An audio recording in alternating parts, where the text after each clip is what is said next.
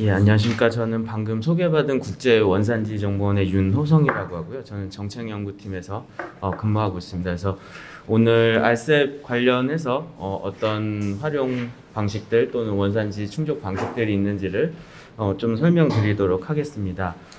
그래서 제가 소개해드릴 내용은 크게 5가지 정도가 되겠고요.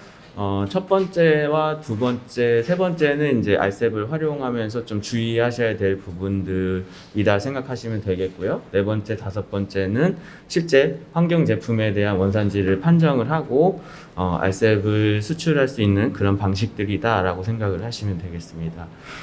그럼 먼저 RCEP 활용 장점부터 살펴보도록 하겠습니다. 아마 지금 들으시는 내용은 앞에 관세사 분또 센터장님, 이문주 센터장님하고 조금 중첩되는 부분도 있을 수 있습니다. 그 부분은 좀 감안해 주시고요. 일단 첫 번째 RCEP 활용 전략에서 가장 큰 특징은 이 원산지 규정이 통합되는 효과를 갖고 있습니다. 지금 RCEP은 일본, 호주, 뉴질랜드, 중국, 한국 그리고 아세안 10개국으로 참여국들이 되어 있고요. 이 중에서 우리는 지금 일본을 제외하고는 모두 개별 협정이 맺어져 있습니다. 그렇기 때문에 지금 다른 국가로 이들 참여국으로 수출을 할 때도 일본을 제외하고는 다 FTA를 활용을 할 수 있습니다.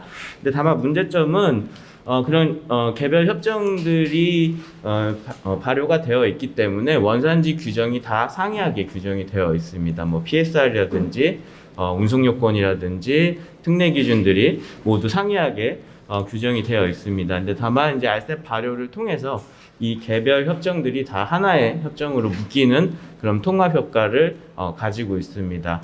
그래서 지금 수출을 FTA를 통해서 수출을 하시는 분들은 협정마다 다른 원산지 증명서 발급 방식, PSR 이런 충족 여부 등을 확인을 하시게 됩니다. 근데 RCEP은 다만 이 모든 협정들이 하나로 묶이는 효과가 갖고 있기 때문에 하나의 통일된 방식으로 협정을 활용하실 수가 있습니다.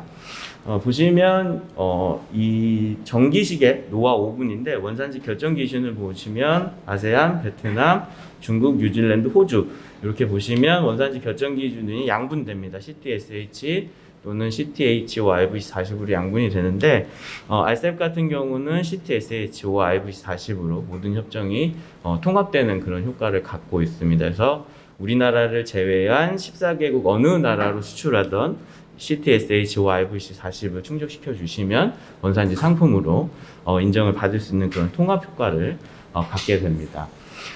두 번째는 지속적으로 아마 반복적으로 들으셨을 텐데 인증숫자 자율 발급 방식이 도입이 됐습니다.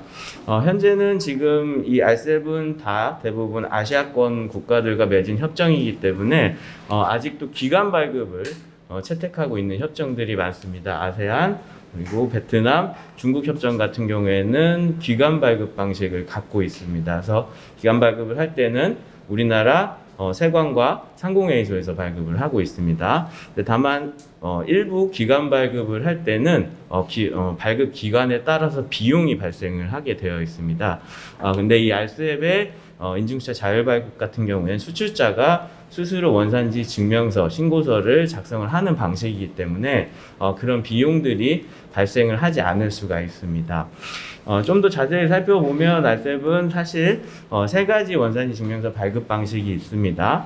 여기 정부기관으로 되어 있는 기간 발급 방식이 있고 지금 말씀드린 인증숫자 자율 발급 방식이 있습니다. 그리고 마지막으로 수출자 또는 생산자가 발급하는 완전 자율 발급 방식도 있습니다. 그리고 하나가 더 있습니다. 수입자 자율 발급 방식도 있는데 지금 현재는 일본만 사용을 하고 있습니다. 그리고 우리나라는 사용을 하고 있지 않고 추후에 도입할지 여부는 우리 정부 기관에서 선택할 것으로 보여지고 있습니다. 그래서 이런 인증숫자 자율 발급 방식으로 원산지 증명서를 발급하는 비용을 조금 낮출 수 있고 또 신속하게 필요하실 때 발급할 수 있는 사항들이 발생을 할 수가 있습니다. 다음은 그리고 누적 기준을 활용할 수 있는 그런 폭이 굉장히 넓어지는 효과를 갖고 있습니다.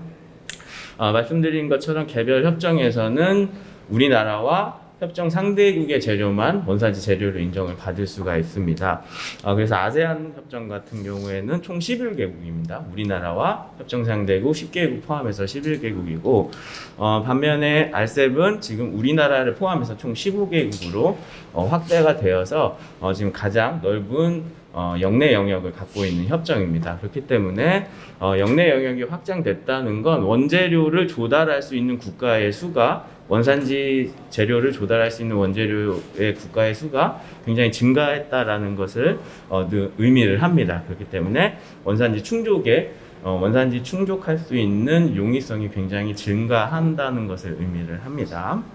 그래서 이렇게 영내 영역으로 확장 효과가 발생을 하고요. 다음 RCEP의 또 마지막 장점은 추가 양어 품목이 발생을 합니다.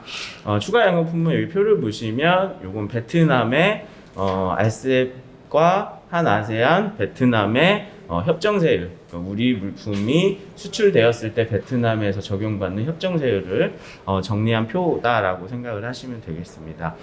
먼저 첫 번째 3905, 3010을 보시면 요건 MFN이 오고 RCEP은 협정세율 0% 적용받습니다. 베트남 협정에서도 0% 적용받고 아세안 협정에서도 0% 적용받습니다. 이렇게 되면 어떤 협정을 활용하던 0% 적용받는 그런 효과를 갖고 있습니다. 반면에 3905, 99, 105를 보시면 MFN이 10%고 한 베트남, 한 아세안 FTA 세율이 5%입니다. 그래서 5%의 관세 혜택이 기존 개별 협정에서는 발생을 합니다. 근데 반면에 RCEP을 보시면 우리나라 수출 물품에 대해서 0%를 적용을 해줍니다. 그렇기 때문에 아세안 한 베트남 협정을 이용했을 때보다 RCEP을 활용을 하게 되면 추가적으로 특혜 관세 혜택이 더 확대가 됩니다. 그렇기 때문에 이런 추가 양형 품목에 대해도 발생을 하고 있기 때문에 RCEP의 활용 장점이 있습니다. 다음 관세사님께서 말씀하신 것처럼 개별 기존 협정들이 이행이 굉장히 장기화되어 있습니다. 그렇기 때문에 아직까지는 개별 협정들이 유리한 품목들이 상당수 존재합니다. 근데 다만 이렇게 발효 즉시 RCEP 활용이 더 추가적으로 확대되는 그런 품목들도 존재를 하고 있습니다. 다음은 HS 개정에 관련 사항을 조금 설명을 드리도록 하겠습니다. 일단 HS 코드는 무역을 하실 때 잘 아시다시피 숫자로 그 물품을 어떤 물품인지를 표현하는 방식이다라고 생각을 하시면 되겠고요. 그 HS 코드라는 건 우리 마음대로 정하진 않습니다. 6단위까지는 WCO에서 정하고 있습니다. 그리고 7단위부터 우리가 조정을 해서 사용을 하고 있습니다. 이 HS 코드 6단위의 정기 변동은 5년마다 발생을 하고 있습니다. 그래서 올해인 2022년도에 7차 개정이 발생을 했습니다. 다만 협정에서는 이 기존 현행화에서 사용하고 있는 HS 코드 버전을 사용하는 경우가 극히 드뭅니다. 왜냐하면 지금 보신 것처럼 아직도 원산지 결정 기준 판단을 할 때 HS 2007 버전을 쓰는 협정들이 상당수 많습니다. 그리고 아직도 12 버전을 쓰는 협정들이 상당수 많습니다. 그리고 2017은 아세안하고 베트남 협정밖에 없습니다. 베트남 협정도 올해 8월에 2017 버전으로 PSR이 개정이 됐습니다. 그리고 RCEP 같은 경우에는 아직 2012 버전을 사용을 하고 있습니다. 다만 올해 RCEP 원산지 소위원회에서 2022년으로 개정하는 것이 합의가 됐습니다. 그래서 개정이 완료가 됐습니다. 그래서 2023년 1월 1일부터는 HS 2022 버전으로 이제 PSR을 판정을 하실 수가 있습니다. 그래서 문제는 지금 현행 수출 입신고는 HS 2022 버전으로 하실 거예요. 근데 다만 개별 협정들을 활용하실 때는 협정에서 정한 HS 코드를 기준으로 원산지를 판정을 하고 원산지 증명서 상에다 HS 코드를 기재해야 되는 그런 불편한 사항이 지금 발생을 하고 있습니다. 근데 이 HS 코드가 2022년도임에도 불구하고 아직 2007이나 2011을 쓰고 있는 이유는 이건 우리 마음대로 바꾸는 게 아니라 협정 상대국하고 만나서 이행위원회를 통해서 개정해야 되는 협정 개정 사항입니다. 그러다 보니 서로 이해관계가 맞지 않는다거나 이랬을 때는 이 개정이 원활하게 이루어지지 않습니다. 그래서 항상 과거 버전의 HS 코드를 갖고 원산지를 판정을 하고 있는 그런 문제점들이 발생을 하고 있습니다. 다만 조금 좋아진 점은 RCEP 2022로 PSR이 개정이 됐기 때문에 한 아세안이나 한 베트남이나 한 중국이나 이런 개별 협정들에서도 22 버전으로 좀 속도감 있게 협상이 진행이 돼서 개정이 될 것으로 보여지고 있습니다. 그래서 실무에서 주의하셔야 될 부분은 말씀드린 대로 수출입 신고는 지금 현행 HS 22 기준으로 하고 있습니다. 그리고 원산지 판정은 협정에서 정한 HS 버전을 갖고 PSR을 확인하시고 판정을 해주셔야 되고요. 그리고 원산지 증명서 상에도 협정에서 정한 HS 코드 기준인 2017을 사용하셔야 됩니다. 그래서 한 아세안 FTA의 경우에는 원산지 증명서상 HS 코드 2017을 기준으로 작성을 원산지 증명서 상에는 해주셔야 되고요. 수출입 신고를 하실 때는 HS 22 버전을 갖고 해주셔야 됩니다.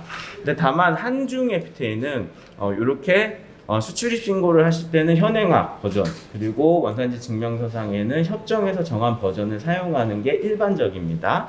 근데 다만 한중 FTA랑 한 인도 세파는 그렇게 하고 있지는 않습니다. 한 인도 세파와 한중 FTA는 원산지 증명서 상에 HS 코드를 작성을 할 때는 HS 22 버전, 현행화 버전을 작성할 수 있도록 협정이 개정이 됐습니다. 근데 다만 PSR을 확인하실 때는 협정에서 사용하고 있는 버전인 한중 FTA의 경우 HS 2012 HS 코드를 갖고 PSR을 판정을 하셔야 됩니다. 다만 관세청에서는 HS 2022랑 12 버전 그리고 2007 버전 연계표를 지금 FTA 포탈상에 지원을 하고 있습니다. 그래서 그 연계표를 보시고 HS 코드를 확인하시고 PSR을 확인하시면 될 것 같습니다. 그렇기 때문에 지금 RCEP은 원산지 증명서 상에는 HS 12 버전과 원산지 판정할 때도 HS 12 버전을 사용을 하고 있습니다. 다만 이제 변경사항이 발생할 것으로 보이는 건 RCEP PSR이 22 버전으로 개정이 합의가 됐기 때문에 인증 수출자를 받으신 분들은 아마 간이하게나마 재인증을 받아야 되는 상황이 발생을 할 수가 있습니다. 그게 왜 그러냐면 지금 2022의 HS 코드와 2012의 HS 코드가 같지 않기 때문에 그렇습니다. 그래서 살펴보면 지금 환경물품 관련 한 184개 HS 코드를 제가 주최 측으로부터 좀 받았습니다. 그러니까 예시를 들 때 그런 품목들을 위주로 해달라고 말씀을 하셔서 받았는데 HS 코드 변경을 해보니까 여기 정기식 노에서 변경이 발생을 좀 했더라고요. 나머지는 변경된 게 없었습니다. 그래서 보면 지금 8514103030에서 851411하고 1부터 9까지 변경을 발생을 했습니다. 이렇게 되면 예를 들어서 RCEP 인증수출자 851410으로 인증을 받으신 분들은 이 번호가 851411로 바뀌어야 된다는 걸 의미를 합니다. 그러니까 인증서가 바뀌어야 된다는 것을 의미를 하고 있습니다. 그렇기 때문에 간이하게나마 재인증이 필요하고요. 간이하게 재인증을 받을 수 있는 이유는 PSR이 바뀌지 않았기 때문에 그렇습니다. PSR이 바뀌었으면 거의 서류를 다시 신청해서 검토해야 되는 그런 불편한 사항이 발생을 하는데 HS 2012 버전의 PSR하고 2022의 PSR이 변동이 없습니다. 또 동일하기 때문에 이거는 품목 번호에 대해서만 변경이 발생을 했기 때문에 세관에서 아마 간이하게 확인하고 재인증이 나갈 것으로 보여집니다. 그렇기 때문에 2023년 1월 1일부터 RCEP은 HS 2022 기준으로 PSR을 운영을 하기 때문에 아마 관세청에서 11월이나 12월쯤에 인증수자 관련해서 재인증 공지가 아마 나갈 겁니다. 그걸 보시고 재인증을 받으시면 될 것 같습니다. 다음은 관세 차별 품목의 원산지 결정입니다. 그래서 이거는 앞에 이은주 센터장님께서 아주 상세하게 설명을 해주셔서 저는 개념적인 것만 좀 다시 한번 상기시켜 드리고 중요한 부분이기 때문에 넘어가도록 하겠습니다. 일단 이 관세 차별 품목이라는 건 우리 알셉 참여국 15개국한테 동일한 양어를 해주지 않았기 때문에 나타나는 문제가 있습니다. 그래서 그 문제를 해결하고자 2.6조의 관세 차별 조항을 운영을 하고 있습니다. 이 2.6조는 원산지를 결정하는 방식인데요. 이 원산지를 결정하는 방식이 일반적으로 알고 계시는 원산지 판정하고는 같지 않습니다. 이 원산지 결정이란 알셉에서의 원산지 결정이라는 건 원산지 판정을 의미하는 것이 아니라 알셉 산으로 원산지가 판정된 상품을 알셉 참여국 15개국 중 어느 국가가 원산지국인지를 결정하는 걸 원산지 결정이라고 합니다. 그렇기 때문에 원산지가 결정될 때는 알셉 15개국 중에 하나로 결정되어야 된다는 것을 의미를 합니다. 그래서 표를 보시면 지금 일본의 양어세율표를 보시면 3901, 90010에 해당하는 물품이고요. 일본에서 이 품목에 대해서 양어를 이렇게 해줬습니다. 기준세율은 2.8%고 아세안, 호주, 뉴질랜드에 대해서는 0%를 발효 1년차부터 적용을 해줍니다. 한국에 대해서는 0.2%의 관세 혜택인 2.6%를 적용을 해줍니다. 다만 중국에 대해서는 양어를 해주지 않았습니다. 양어를 해주지 않았기 때문에 일본으로 수출할 때 중국은 알셉을 활용을 할 수가 없습니다. 그리고 중국과 일본 간에는 개별 협정도 없습니다. 그렇기 때문에 중국은 물품이 일본으로 수출을 할 때는 물품에 관세 혜택이 없습니다. 근데 알셉을 활용을 할 때 이런 상황이 발생을 할 수가 있습니다. 중국에서 알셉 PSR을 충족한 물품을 우리나라로 수입해 왔습니다. 그리고 우리나라에서도 동일한 이 물품을 생산을 했습니다. 그리고 한국산하고 중국산을 혼합을 해서 재포장을 했습니다. 그리고 일본으로 수출을 했어요. 이랬을 때 일본에서는 관세를 동일하게 적용을 하지 않기 때문에 얘를 한국산으로 봐야 되는지 아니면 중국산인 미양어 품목으로 봐야 되는지 이런 문제가 발생을 합니다. 세율을 적용을 해줘야 되기 때문에 이런 발생을 합니다. 다만 이 협정세율이 다 0%다 이런 문제가 발생을 하지 않습니다. 이렇게 관세를 차별하는 품목이 일부 있기 때문에 문제를 발생을 하고 있습니다. 이랬을 때는 원산지를 결정을 해주게 됩니다. 결정을 해주는 방식은 앞에서 인주 생산자님께서 말씀해 주신 방식으로 하게 됩니다. 그래서 일반 품목은 완전 생산했을 때는 완전 생산을 한 품목에 대해서 한 국가에 대해서 불완전 생산을 했을 때는 PSR을 충족한 국가를 원산지국으로 확인을 하시면 됩니다. 그리고 원산지 재료 생산을 했을 때는 2.6조 제5항의 채소공정. 채소공정이라는 건 여러분들이 알고 계시는 간단한 공정입니다. 포장만 한다든지 아무 가공이 일어나지 않는 공정들을 이야기합니다. 그래서 그 공정들 이상을 수행을 하면 수출 당사국이 원산지국이 되고요. 간단한 공정만 수출 당사국에서 수행을 했을 때는 원산지 재료비 중에 최소 기여국으로 원산지가 결정이 됩니다. 그 사례를 보여드리면 동일한 사례입니다. 우리나라에서 중국산 물품하고 한국산 물품을 혼합해서 재포장해서 일본으로 수입했을 때 간단한 공정, 채소 공정만 수행을 했기 때문에 제품의 투입 원재료 중에 최고 가치 기여국인 중국으로 원산지가 결정이 됩니다. 그러면 일본에서는 미양어 품목이기 때문에 이런 방식으로 예를 들어서 우리나라에서 물품을 생산을 했다면 알셉을 활용할 이유가 없는 겁니다. 그래서 이런 것들이 관세 차별에 대한 의미고요. 그래서 관세 차별을 할 때는 어떻게 원산지를 판정한다라고 생각을 하시면 되겠습니다. 그리고 두 번째는 일반 품목군의 민간 품목입니다. 관세 차별 민간 품목입니다. 수출 당사국에서 20% 이상 부가가치를 발생을 해야 되는 품목들이죠. 이런 품목들도 비오임이 이렇게 구성을 하셨다면 이 중국산 물품은 알셉 회원국이지만 부가가치 20% 발생을 계산을 할 때는 수출 당사국의 재료만 영내산 재료로 계산을 해야 됩니다. 알셉 회원국의 재료를 썼더라 그래도 수출 당사국의 재료만 원산지 재료로 취급하고 계산을 해야 됩니다. 계산을 해보면 17.6%로 부가가치 20%가 발생을 하지 않습니다. 이랬을 때는 역시 최고 기여국인 중국산으로 원산지가 판정이 되고 이것도 혜택이 없습니다. 그래서 이런 현상들이 발생을 할 수가 있습니다. 그 다음에 좀 주의를 하셔야 되고요. 이렇게 원산지 결정이 되면 원산지 증명서에는 11번 난에 원산지가 결정된 국을 명시를 해줘야 됩니다. 그리고 인증수자 자율 발급을 하셨으면 9번 난에다가 원산지 결정된 국가를 작성을 해주셔야 됩니다. 다만 이 원산지 신고서는 말씀드렸다시피 알셉에서 합의된 서식이 없습니다. 지금 우리나라 관세청에서 권고 서식으로 운영하고 있는 서식을 이야기합니다.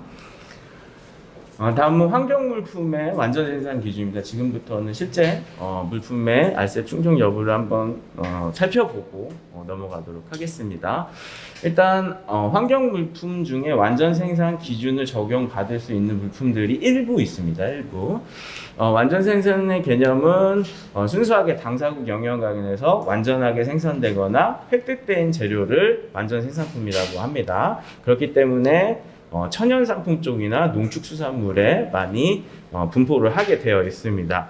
다만 환경물품에서 완전 생산품으로 인정을 받을 수 있는 이유는 완전 생산품 간주 물품이 있습니다. 완전 생산품 간주 물품은 우리나라 안에서 생산 소비 과정에서 얻어진 폐기물, 부스러기, 스크랩은 최초의 원산지가 어딘지를 따지지 않고 우리나라 완전 생산품으로 모든 협정이 인정을 해주고 있습니다. 우리나라에서 발효된 18개 모든 협정에서 인정을 해주고 있습니다.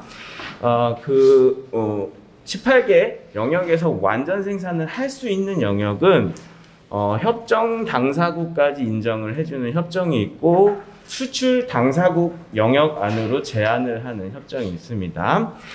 양 당사국까지 인정을 해준다는 건 완전 생산할 수 있는 영역의 그 범위를 우리나라뿐만 아니라 협정 상대국까지 넓혀서 인정한다는 것을 의미를 하고요.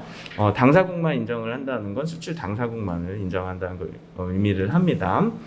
알셉의 완전 생산 기준을 보시면 당사자에서 생산 또는 소비에서 얻어진 폐기물, 부스러기 또는 처분을 위해서 원재료의 회수용 또는 재활용 목적으로 적합한 것에 대해서 완전 생산으로 인정을 해주고 있습니다.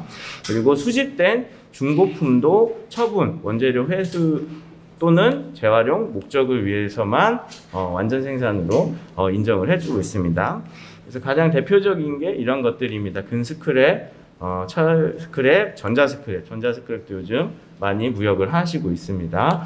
그리고 부산물로는 이런 것들이 있습니다. 뭐 포스코 공정 중에 생기는 슬러지, 그다음에 철가루 이런 것들도 다 완전 생산품으로 인정을 받을 수가 있습니다. 왜냐하면 우리나라 생산 또는 소비에서 얻어진 폐기물하고 부스러기이기 때문에 완전 생산품으로 인정을 받을 수가 있습니다.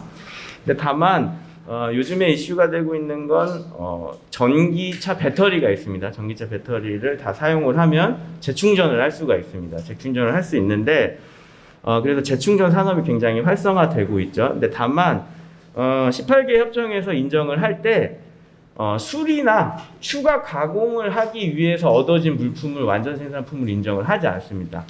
원재료를 회수하는 폐기물이어야지만 완전 생산품으로 인정을 하고 있습니다. 그래서 신기술이 지금 계속 개발이 되고 있기 때문에 완전 생산품의 범위도 조금 지금 개정을 해야 될 필요성들이 나타나고 있습니다. 그래서 대표적인 품목들은 이런 것들이 있다라고 생각을 하시면 되고 플라스틱 폐기물 또는 뭐 슬러지 이런 것들이 다 모두 완전 생산 유형으로 생산을 할 수 있는 품목들이다라고 생각을 하시면 됩니다. 다음은 알셉 활용 전략입니다. 활용 전략은 지금 첫 번째는 일단 수출 유불리를 여러 개의 협정들을 활용할 수 있기 때문에 확인을 하시고 활용을 하셔야 된다라는 의미입니다. 그래서 간단하게 보시면 RCEP이 불리한 품목도 있고 RCEP 세율과 기존 개별 협정이 동일한 세율 품목도 있고 RCEP이 불리한 세율도 있습니다. 그렇기 때문에 협정 세율을 비교해 보시고 활용하시는 게 좋고 RCEP과 RCEP 협정 세율이 낮고 또는 기존 개별 협정하고 RCEP 세율이 같다면 RCEP을 활용하시는 게 훨씬 유리합니다. 말씀드렸던 앞에 장점들이 발생을 하기 때문에 그렇습니다. 다음은 환경 물품의 원산지 판정입니다. 아까 말씀드린 것처럼 184개 환경 물품을 제가 리스트를 먼저 좀 받았고요. 그 물품들이 어느 산업군에 좀 해당되는지를 한번 분류를 해봤습니다. 분류는 BC 코드라는 걸 썼는데요. 이건 그냥 간단한 코드를 구분하는 방식입니다. 원재료는 잘 아시는 것처럼 다른 산업의 원재료가 되는 부분들이기 때문에 폐종이나 폐플라스틱, 금속 폐기물 이런 것들이 분류가 되고요. 운송 장비 부속품에는 타이어들이 좀 분류가 되고 있습니다. 그리고 소비재에는 소매형사들이 분류가 되고요. 그리고 기계랑 자본재, 그러니까 기계 쪽에는 지금 폐기물들을 지금 처리할 수 있는 기계들을 생산하시고 있는 품목들이 해당이 된다라고 생각을 하시면 되겠습니다. 그리고 바이오 디젤 또는 플라스틱 이탈 제품은 요 원재료를 활용을 해서 다시 1차 가공한 그런 상품들이고 다른 산업의 기초 원자재료 사용을 하는 그런 품목들이 분류가 되고 있습니다. 그래서 굉장히 폭넓은 산업을 다 아우르고 있다라고 지금 판단이 되고 있습니다. 그래서 방금 보셨던 완전 생산 기준은 대부분 이 원재료 쪽에서 활용을 할 수 있는 원산지 충족 방법이다라고 생각을 하시면 되겠습니다. 그리고 실제 이제 좀 품목을 통해서 한번 확인을 해보면 일단 재생 타이어입니다. 재생 타이어는 지금 버스용 재생 타이어를 제가 예시를 드렸는데 일단 조금 이 원산지 판정이라는 건 HS 코드를 기준으로 하기 때문에 이 HS 코드가 정확해야 되는 점을 일단 유의를 해주셔야 되고요. 일단 이 재생 버스용 타이어를 만들 때는 우리가 고무 스크랩에서 만드는 거다라고 생각을 하시는데 사실 우리가 품목 분류를 자세히 해보면 일단 4004호의 고무 스크랩의 이 호의 해설을 보면 재생이 가능한 타이어는 고무 스크랩 쪽에다 분류하지 않는다라고 규정이 되어 있어요. 그렇기 때문에 버스용 타이어를 재생하는 원재료는 동일한 HS 코드에 속합니다. 동일한 HS 코드에 속하기 때문에 3번 변경이 발생을 하지 않습니다. 그래서 RCEP 원산지 결정 기준을 충족시키기 위해서는 영내산을 써야지만 CTH를 충족을 할 수가 있습니다. 만약에 역외산을 썼다면 부가가치 기준을 사용하는 수밖에 없습니다. 그렇기 때문에 어떤 원산지 결정 기준, 그러니까 이 HS 코드에 따라서 어떤 원산지 결정 기준을 선택을 해서 사용을 해야 되는지를 잘 판단을 하셔야 되고요. 3번이 변경되지 않는 국내산 재료를 썼다면 반드시 원산지 확인서를 받으셔야 됩니다. 원산지 확인서를 받으셔야지만 인정을 받을 수가 있습니다. 이것도 동일한 사례입니다. 중고 타이어는 재구루빙, 그러니까 홈을 다시 판 타이어라 생각을 하시면 되고요. 이 홈을 파는 타이어도 원재료가 동일한 HS 코드에 속합니다. 그렇기 때문에 원산지 확인서를 국내산 썼으면 원산지 확인서를 받으셔야지만이 CTH를 충족을 하실 수가 있습니다. 다음은 반대로 고무 스트립입니다. 재생 고무 스트립은 고무 스크랩에서 생산을 하기 때문에 HS 코드가 변화를 합니다. 그렇기 때문에 국내산을 썼더라도 원산지 확인서를 받을 필요가 없습니다. 3번이 변경되기 때문에 이 고무 스크랩 공급 기업한테 원산지 확인서를 발급해 달라 이런 어려운 과정을 거칠 필요가 없습니다. 3번이 변경되기 때문에 원산지 미상 처리를 하시고 원산지 충족 여부를 따져주시면 됩니다. 그래서 이것도 폐플라스틱도 동일한 방식입니다. 다 3번이 모두 스크랩에서 중간 1차 제품인 플레이크나 펠렛 형태로 3번 변경이 발생을 합니다. 그렇기 때문에 플레이크나 펠릿을 만드는 기업은 이 폐 스크립에 대해서 원산지 확인서를 받을 필요가 없습니다. 그래서 이런 형태로 대부분의 폐기물들은 선순환 구조로 돌아가기 때문에 3번 변경이 다 발생을 하고 있습니다. 그래서 원산지 확인서를 굳이 발급받으실 필요는 없다 있다라고 지금 판단을 하고 있습니다. 다만 우리가 그 폐기물을 처리하는 기계들 만드시는 쪽에서는 요 사항을 좀 주의를 하셔야 되는데, 우리가 R7 다국 누적을 적용을 받을 수 있다라고 규정이 되어 있습니다. 근데 다만 R7 산도 누적이 가능하지만 개별 협정을 적용받은 부품도 누적을 시킬 수가 있습니다. 지금 보시면 예를 들어 슬로지 건조기를 만들어서 베트남으로 수출을 할 때 보시면 연번이 176번입니다. 176번은 소요되는 부품이 굉장히 많다는 겁니다. 소요되는 부품이 많을 때는 이 3번 변경 기준을 활용하기가 어렵습니다. 그러면 무조건 부가가치 기준으로 가주셔야 되는데, 문제는 베트남을 수출할 때 한 베트남 FTA를 이용을 하면 원산지 재료비는 지금 한국산 2가지 90달러밖에 되질 않습니다. 근데 RCEP을 활용을 하면 중국, 한국, 일본, 호주에서 받은 수입한 물품들도 다 누적을 받을 수가 있습니다. 그렇기 때문에 원산지 재료비가 여기 나열되어 있는 것만 해도 390원으로 굉장히 높아집니다. 그렇기 때문에 RCEP을 활용을 하시면 누적을 활용할 수 있는 빈도폭이 높아지기 때문에 RCEP의 중요성이 좀 커지고 있습니다. 마지막으로 이것만 좀 설명드리고 제 순서는 마치도록 하겠습니다. 일단 관세차별 품목 중에 중국에 양호해준 일본의 양호 세율보다 한국에 양호해준 세율이 유리한 품목들이 나타납니다. 이게 섬유 쪽에서 나타나는데, 요 해당 품목을 보시면 중국에는 6.5%의 협정 관세를 적용을 해주는데 우리나라에는 0%를 적용을 해줍니다. 그렇기 때문에 우리나라 물품이 6.5%의 가격 경쟁력이 발생을 합니다. RCEP 안에서도 그런 상황이 발생을 하고 있기 때문에 RCEP을 활용했을 때 전략으로 활용하시면 좋고, 이런 것들은 섬유 제품 쪽에서만 나타납니다. 산화, 직물 세번에서만 지금 나타나고 있습니다. 그리고 마지막으로 좀 원산지 입증에 도움을 받을 수 있는 제도를 하나 소개해드리면, 제가 찾다 보니까 GR 물품이라는 게 있더라고요. GR 물품은 지금 재활용된 물품에 대해서 GR 인증을 내주는 건데, 여기 보시면 100% 국내산에서 회수된 폐자원을 활용해야지 이 GR 인증을 받을 수 있는 물품들이 있습니다. 이런 물품들은 우리가 FTA 수출을 할 때 한국산으로 입증하기 굉장히 중요한 서류로 인정을 받을 수가 있습니다. 그래서 이런 제도들을 한번 확인해 보시는 것도 좋은 FTA 충족 방법이 될 것 같습니다. 저는 국제원산지정보원의 윤호성이었습니다. 감사합니다.